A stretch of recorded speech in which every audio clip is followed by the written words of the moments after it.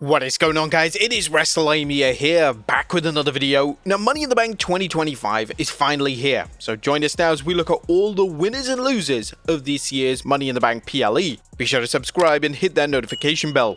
Let's start off with the first match, as it's Lyra Valkyria versus Becky Lynch for the Women's Intercontinental title.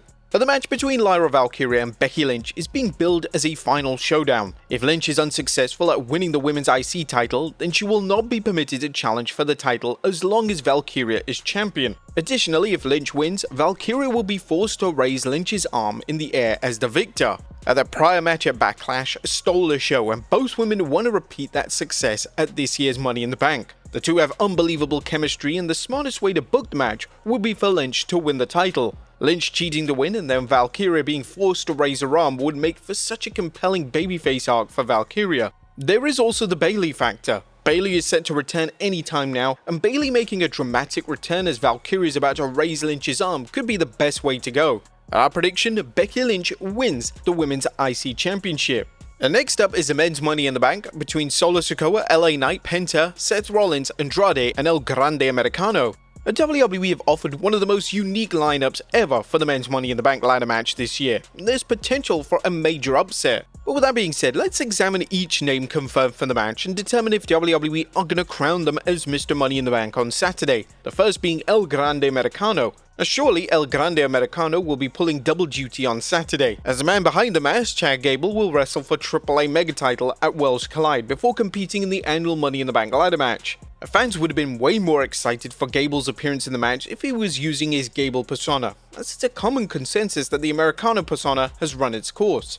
Sadly, whilst Gable has all the tools to be a main eventer in WWE, the Americano character is unfortunately not the character that's going to make him world champion. What about Sikoa? Well, WWE appeared to have given up on Sikoa in 2025, and his inclusion in the men's Money in the Bank ladder match took fans by surprise. It's unlikely that Sikoa wins the briefcase. However, if WWE wants to try once again make Sikoa a top heel in the company, then the briefcase is one way to achieve that goal. WWE could easily have Jason Mateo assist Sikoa, however the reception to Sikoa winning the briefcase wouldn't exactly be positive, and it may be in the WWE's best interest to pick an alternative name.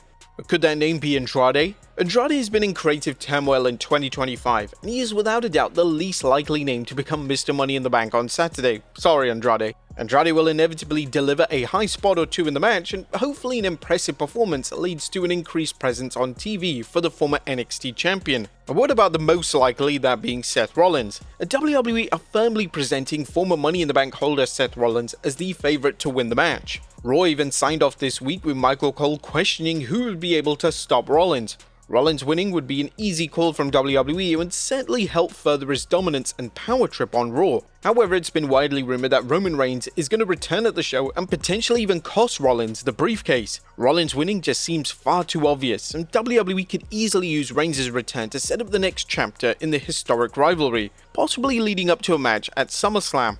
But there's also Penta. WWE has given Penta a consistent push since his debut at the start of the year. Penta has managed to firmly connect with the audience, and giving a name such as Penta the Briefcase could make for a fascinating story arc. Having Penta tease world champions Jey Uso and John Cena with the briefcase would create compelling television, and WWE giving someone that's yet to receive a main event shot with the briefcase would be a welcome change of pace. Penta has to be considered one of the favourites to win the match, and it'll be interesting to see the fan reception to Penta's win if WWE does decide to go with this bold decision. But what about the man himself, LA Knight?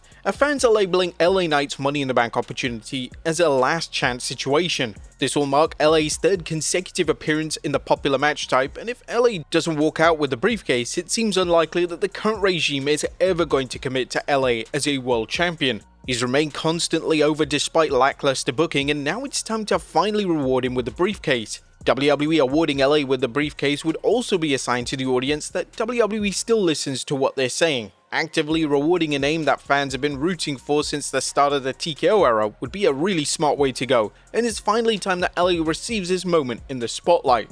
And this is our prediction as LA Knight wins the men's Money in the Bank briefcase. But that was the men's Money in the Bank match. What about the women's Money in the Bank match featuring Alexa Bliss, Roxanne Perez, Rhea Ripley, Giulia, Naomi, and Stephanie Vaquer? WWE have truly stacked the women's Money in the Bank ladder match this year, and there's even been a push to see the match close out the show. Whilst it's been confirmed that the match won't be on last, it would come as no surprise whatsoever to see the match steal the show. WWE have 6 women set for the match, and it's worth assessing each woman's chances of winning the women's Money in the Bank briefcase, starting off with Alexa Bliss. Alexa Bliss is finally back on TV full time, and she's been receiving the most consistent reactions out of anyone on the SmackDown brand. Bliss winning the briefcase for the second time would be a sensible choice for WWE, as she's an established name with a ton of star power. WWE may even wish to book an angle which sees the Wyatt Six assist Bliss in winning the briefcase. Bliss was reportedly said to be involved with the faction according to creative plans, so if Bliss does end up winning the briefcase, this could be a viable booking option. But what about Roxanne Perez? Roxanne Perez has all the makings for a future world champion in WWE, and she's already being labelled as a future of the women's division. Perez looks set to eventually become an official member of the Judgment Day faction, and whilst the Money in the Bank briefcase was previously used to elevate new talent, Triple H has been flexible on that concept in recent years. Nevertheless, Perez is likely to have a strong showing in the match itself, but it seems too early for her to become Ms. Money in the Bank. That leads us on to Rhea Ripley, as Money in the Bank has such a great ring to it that WWE may simply give Rhea Ripley the briefcase just so that it can sell replica briefcases with the name. Ripley is arguably the biggest name in the matchup, and with Evolution just around the corner, it's a possibility that Ripley wins the briefcase and uses it to cash in on Io Sky at Evolution. This would certainly create some buzz in ahead of the revamped PLE, and while some may say that Ripley doesn't need the briefcase to receive a world title match at Evolution, the pop that she would receive from winning the briefcase would still be insane. But there's also Naomi. Now, the popular pick on social media to win the women's briefcase is Naomi.